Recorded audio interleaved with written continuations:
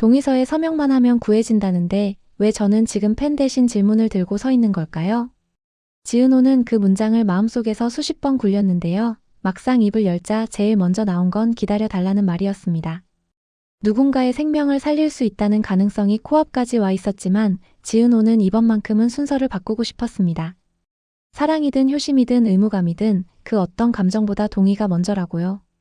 제가 스스로 이해하고 스스로 결정했다는 확신이 들 때, 그때 얘기예요.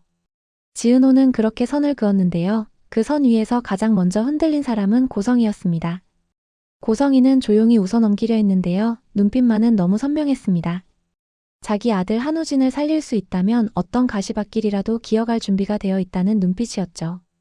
그런데 동시에 자신의 과거가 지금 이 방의 공기를 바꾸고 있다는 걸 누구보다 잘 알고 있었습니다.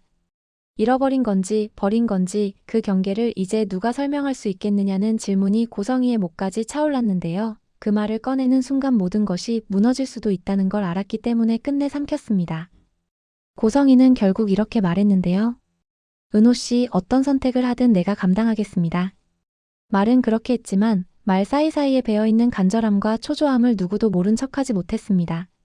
첫 번째 갈림길은 병원 윤리위원회 회의실에서 찾아왔습니다. 의사는 담담하게 세 가지 원칙을 설명했는데요. 무압박, 무보상, 정보안전. 기증의사가 있더라도 정보 비대칭이나 정서적 압박이 감지되면 최소 일주일 보류합니다. 차갑게 들릴 수도 있는 문장이었지만 지은호는 오히려 그 말이 반가웠습니다. 지은호가 준비한 질문 목록은 이미 12항목을 훌쩍 넘었고요. 합병증 위험, 회복 기간, 직장 복귀 가능, 이후 임신 안정성까지 촘촘하게 적혀 있었습니다. 저는 선의로만 줄 수 있어요. 빚으로는 못 줘요. 한 문장이 방 안의 공기를 바꾸었는데요. 그 말은 고성이에게만 향한 게 아니었습니다. 자신에게도 그리고 세상에게도 들려줘야 하는 기준 같았습니다. 정순이는 딸의 옆에 앉아 있었는데요. 평생 처음으로 질문을 더 많이 하는 엄마가 되기로 마음먹었더라고요. 은호야, 네가 결정하면 엄마는 따라갈 건데 그 전에 엄마가 내 옆에서 같이 알아보고 싶다. 정순이는 그렇게 말하면서 오래된 상자 하나를 꺼냈습니다. 아이를 처음 데려오던 날의 사진, 이름 없이 남아있던 리본, 그리고 누군가 적어둔 메모 조각. 찾을 수 있을 거라고 믿습니다. 시간이 걸리더라도. 메모를 붙인 필체가 낯설지 않았는데요. 지은호는 그 글씨를 어디선가 본 듯하다고 했습니다. 그건 아마 김장수의 오랜 지인이 남긴 기록과 닮아 있었고 박영라가 정리해둔 기부자 명단의 익명 표시와도 얇게 이어져 있었습니다. 얇은 실이 맞긴 했는데요. 잡아당겨보면 생각보다 멀리 연결될지도 모를 일이었습니다. 박성재는 이 모든 과정을 뒤에서 지켜보고 있었습니다. 이번만큼은 사랑보다 진실이 먼저라고 스스로에게 반복해서 말했는데요. 말이라는 건 늘 그 자리를 지키기가 어렵더라고요. 그래서 박성재는 말을 줄이는 대신 기록을 늘렸습니다. 실종아동 수색 지원 내역, 그 시절 작성된 상담일지, 그리고 병원 윤리기준 안내서까지 묶어 파일을 만들었습니다. 지은호에게 파일을 건넬 때 박성재는 짧게 한 문장만 더 얹었습니다.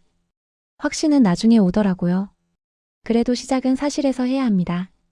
지은호는 고개를 끄덕였는데요. 그 끄덕임에는 고맙다는 말과 미안하다는 말이 동시에 섞여 있었습니다. 사적인 고백은 잠깐 미뤄주세요. 저는 지금 공적인 설명이 필요해요. 박성재는 그 말에 안도와 서늘함을 함께 느꼈습니다. 안도는 방향이 맞다는 안도였고 서늘함은 자신이 끝내 선택받지 못할 수도 있다는 예감이었습니다. 이 지역은 다른 전선에서 버티는 중이었습니다. 투자 취소 연락이 줄줄이 오고 인수금이 모자라다는 현실이 하루에 몇 번씩 더 선명해졌습니다. 이 지역은 참모에게 이렇게 말했어요. 우리가 당장 못 버는 돈보다 당장 잃어버릴 신뢰가 더 비싸요. 말이 멋있다고 끝나지 않더라고요. 그날 저녁 또 한 곳에서 거절 메일이 왔습니다. 이 지역은 메일을 닫고 스스로에게 침착하게 물었습니다. 나는 누구의 동의를 구했지? 직원들? 고객들? 가족들? 그 질문은 뜻밖에도 병원 윤리위에서 들었던 원칙을 떠올리게 했습니다. 무압박, 무보상, 정보안전. 회사도 같네. 이 지역은 그제야 알겠다는 듯 웃었는데요. 웃음이 짧게 끊겼습니다. 오늘 밤은 회사가 아니라 사람의 삶이 걸린 밤이라는 사실이 다시 가슴으로 내려왔기 때문입니다. 두 번째 심리적 절정은 윤리위원회에서 보류 결정이 떨어지면서 찾아왔습니다. 정서적 압박 가능성이 관찰됩니다. 면담자 교체, 보호자 분리, 제3자 동행 하에 일주일 뒤 재심. 고성이는 눈을 감았다 떴는데요. 압박은 없었다는 말을 삼켰습니다. 말끝이 떨리면 그 말이 더 약해지더라고요. 대신 고성이는 고개를 끄덕이고 자리에서 일어나며 이렇게 말했습니다. 그럼 일주일 동안 저도 제 말을 점검하겠습니다. 그 말은 예상보다 어른스러웠는데요. 그 어른스러움이 곧 체면인지 진심인지 아직은 아무도 장담할 수 없었습니다. 박진석은 침묵을 택했습니다. 방법의 품격을 남겨라는 그의 오래된 문장은 오늘만큼은 누군가의 가슴을 콕 찌르는 문장처럼 들렸습니다. 박진석은 돌아서며 박성재에게 아주 작게 말했습니다. 감정이 너를 앞서지 않게 해라. 박성재는 대답하지 않았는데요. 그 무응답이 오히려 명확한 대답 같았습니다. 오늘은 진실이 먼저라고요. 세 번째 절정은 이수빈의 예고 없는 등판이었습니다.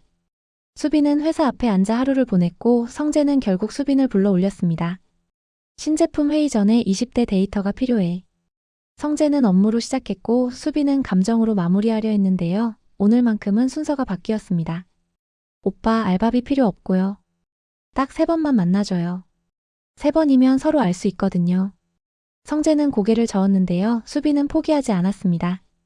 오빠 회사가 지금 중요한 거 알아요. 그래서 더 말 안 하려고 했는데 나도 오늘은 동의가 먼저예요. 오빠가 나를 사람으로 대할 의사가 있나 그 동의부터요. 그 말이 성재의 심장을 살짝 건드렸습니다. 업무를 핑계로 감정을 거절하는 게 아니라 감정을 핑계로 업무를 이용할 수도 있다는 걸 수빈은 알고 있었고요. 그래서 순서를 정리하려고 했습니다. 오늘은 데이터. 내일은 아마도 커피. 그 다음은 모르겠어요.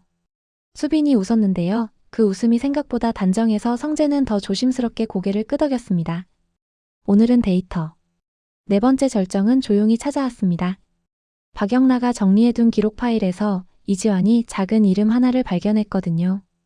익명 기부의 옆칸에 적힌 2915라는 네 자리. 며칠 전 정순이 상자 속 사진 뒷면에 적혀있던 숫자와 같았습니다.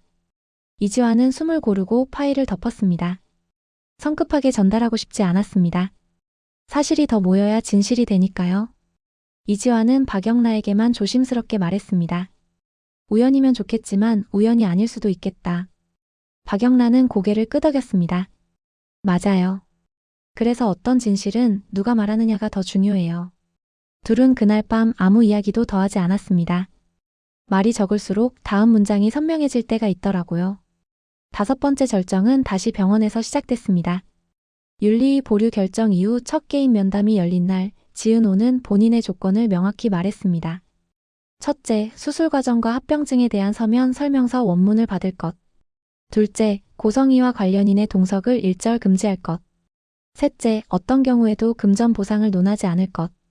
넷째, 한우진의 상태와 다른 대안 치료의 가능성을 객관적 수치로 확인할 것. 다섯째, 최종동의 이전에 마지막으로 정순이와 단둘이 시간을 보장할 것.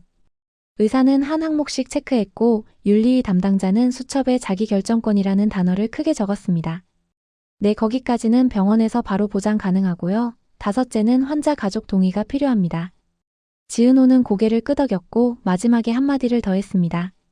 제가 어떤 선택을 하든 그 선택은 제 평생을 통과하거든요. 그러니까 오늘은 제 질문이 먼저 들어가야 합니다. 고성희는 복도로 나와서 한동안 벽을 바라봤습니다. 누구에게도 들키지 않으려 했는데요. 손끝이 떨렸습니다.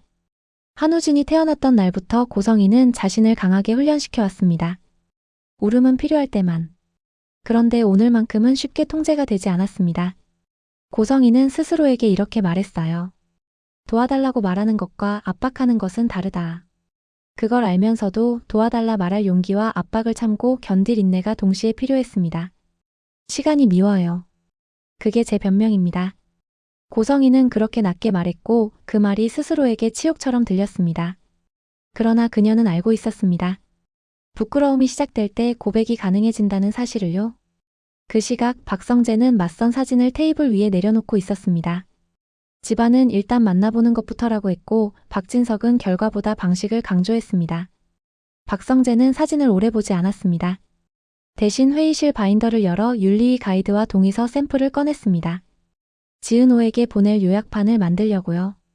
박성재는 자신이 지금 남자로는 뒤에 서고 사람으로는 앞에 서야 한다고 느꼈습니다. 오늘은 사랑이 아니라 설명을 고른다. 그는 그렇게 중얼거렸고 그 선택이 지은호의 마음과는 상관없이 자기 자신을 지켜주는 선택이라는 걸 알았습니다. 6번째 절정은 아주 짧은 진동으로 왔습니다. 지은호의 휴대폰에 메시지 한 줄이 떴거든요. 확정 통보 전 되면 확인 바랍니다. 표준 문장인데도 심장이 내려앉는 기분이 들었습니다. 이 문장은 결론이 아니라 초대라서요. 누구의 목소리로 어떤 표정으로 어떤 단어로 다음 문장을 열지 결정하라는 초대였습니다. 지은호는 화면을 껐습니다. 그리고 정순이 손을 잡고 말했어요. 엄마, 저희 둘이 같이 질문하자고 했잖아요. 오늘 그 약속 지켜요. 정순이는 손가락을 살짝 움켜쥐었습니다. 그래. 오늘은 네가 묻고 내가 기다릴게. 그날 밤 이지혁은 회사에서 마지막 메일을 하나 더 보냈습니다. 우리가 제안서를 늦게 낸 이유, 돈이 없어서가 아니라 원칙을 정리하느라 그랬다고 말할 수 있을까요? 참모가 되물었고 이지혁은 답했습니다. 말은 못하죠. 대신 우리 방식으로 보여줘요. 이지혁은 지은호의 상황을 떠올렸는데요. 이상하게도 마음이 조금 고요해졌습니다. 동의라는 단어 덕분이었습니다. 사람 관계든 회사 경영이든 결국은 누군가에게 설명하고 이해시키고 스스로 납득하게 하는 과정이 전부였죠. 사랑은 그 다음에 오거나 혹은 오지 않거나. 아침이 밝아오자 마지막 심리적 클라이맥스가 문 앞에서 기다리고 있었습니다. 대면 확인. 방 한가운데는 의자 4개. 한우진의 이름표, 지은호의 이름표, 환자 담당자의 이름표, 그리고 빈 의자 하나. 그 빈 의자에 누가 앉을지는 아무도 정하지 않았는데요. 결국 박성재가 문 밖에 섰습니다. 이 방은 가족의 장이에요. 저는 문 밖에서 기다릴게요. 박성재의 선택은 깔끔했는데요. 그 깔끔함 안에 수많은 흔들림이 들어 있었습니다. 이지화는 혹시 모를 상황에 대비해 메모를 챙겼고 박영란은 조용히 뒤에서 고개를 숙였습니다. 이상철은 집에서 기도하듯 손을 모았고 김다정은 묵직하게 받아들이자라고 마음속으로 반복했습니다. 조옥래와 김장수는 오래된 지혜로 오늘의 젊은 결정을 응원하기로 했습니다. 사람이 먼저요. 간단한 문장이었는데요. 오늘만큼은 그 단순함이 가장 어려웠습니다. 문이 닫히고 첫 질문이 나왔습니다. 한우진 씨, 지금 가장 두려운 게 뭔가요? 우진은 잠깐 고개를 숙였습니다. 어머니가 저 때문에 더 무너질까 봐요. 지은호는 우진을 똑바로 바라봤습니다. 저도요. 제가 누구의 삶을 더 무너뜨리지 않을까, 그게 제일 무서워요. 그 말이 누군가에게는 냉정하게 들렸고 누군가에게는 다정하게 들렸습니다. 진실이 보통 그런 얼굴을 갖고 있더라고요. 한 가지 분명한 건 오늘 이 방에서는 누구도 쉽게 등을 돌리지 않는다는 점이었습니다. 고성희는 조용히 숨을 고르고 말했습니다. 시간이 미웠습니다. 그래서 제가 서둘렀습니다. 그게 압박이었다면 그 책임은 제 겁니다. 윤리위 담당자는 고개를 끄덕였습니다. 책임을 인정하는 태도는 절차를 전진시킵니다. 다만 오늘은 결정하지 않습니다. 회의가 끝나고 복도에 나서자 공기가 달랐습니다. 결론이 난 건 하나도 없는데도 이상하게 진전된 느낌이 들었습니다. 지은호는 마지막으로 한 문장을 마음속에서 정리했는데요. 감보다 먼저 동의, 동의보다 먼저 설명. 이 순서를 한 번이라도 거꾸로 하면 그 다음은 다 무너진다는 걸 오늘 뼈저리게 배웠습니다. 지은호는 박성재에게 파일을 돌려주며 말했습니다. 고맙습니다. 덕분에 제가 무엇을 알아야 하는지 알게 됐어요. 박성재는 고개를 숙였습니다. 덕분이라니요. 저는 오늘도 배웠습니다. 두 사람은 웃었는데요. 그 웃음은 사랑의 미소가 아니라 진실이 만든 최소한의 평화에 가까웠습니다. 저녁 무렵 휴대폰이 다시 짧게 울렸습니다. 이지환에게서 온 메시지. 그 숫자 2915 우연이 아닐지도요. 메시지 아래에는 스캔 파일이 한 장 더 붙어 있었는데요. 기부자 기록의 보조 메모에 낯익은 필체가 보였습니다. 찾을 수 있을 겁니다. 시간이 걸리더라도. 그 필체는 오래전 누군가가 남긴 다짐이었고 그 다짐이 오늘의 질문과 연결되면서 서서히 길이 만들어지고 있었습니다. 지은호는 알겠더라고요. 이 길의 다음 코너는 여전히 어두울 수 있지만 이제는 동이라는 손전등이 있다는 사실을요. 그리고 마지막으로 고성희가 혼잣말처럼 던진 한 문장이 밤공기 속에서 오래 울렸습니다. 그 아이가 살아있다면 내가 용서를 구해야 할 사람은 나 자신이겠지. 그 말은 고성희를 찌르는 칼이자 동시에 누군가에게 건네는 나침반이었습니다. 오늘의 결론은 보류였고 오늘의 수학은 순서였습니다. 사랑은 잠깐 뒤로 밀렸고 진실은 문 앞에서 숨을 골랐고 동의는 드디어 자리를 잡았습니다. 다음 회의 문고리를 누가 먼저 돌릴지는 아직 모르겠는데요. 한 가지는 확실했습니다. 이번에는 누구도 질문을 건너뛰지 않는다는 것. 그 약속 하나로도 사람의 밤은 생각보다 오래 버티더라고요.